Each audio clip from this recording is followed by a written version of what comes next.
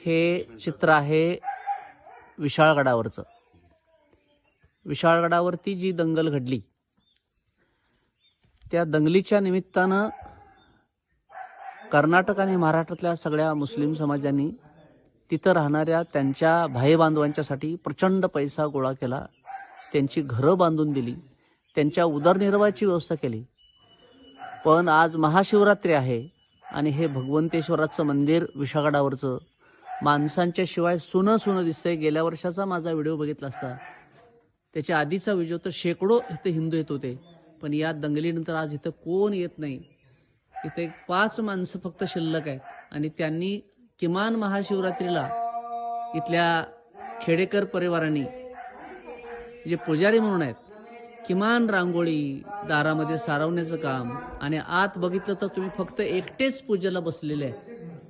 इथल्या लोकांना जगायचं काही साधन नसल्यामुळं ही लोक सगळी समोर दिसत आहेत. घरं बंद करून कोण पुण्याला कोण मुंबईला निघून गेलं, त्यांच्या उदरनिर्वाहाला इथं काही साधन शिल्लक नाही.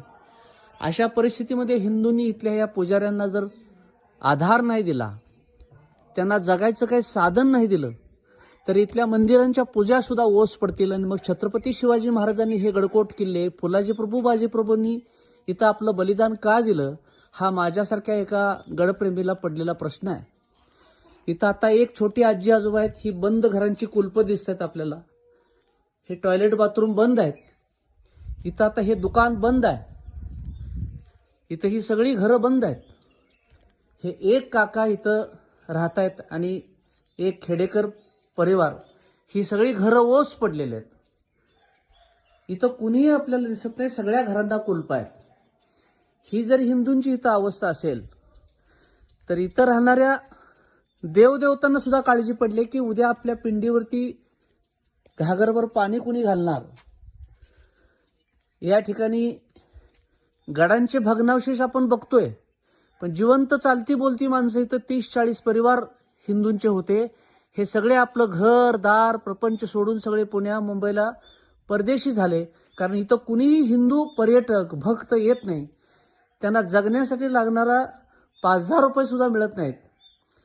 अशा स्थितीमध्ये ह्या बंद पडलेल्या घरातील काही आजी आजोबा इथं फक्त राहत आहेत.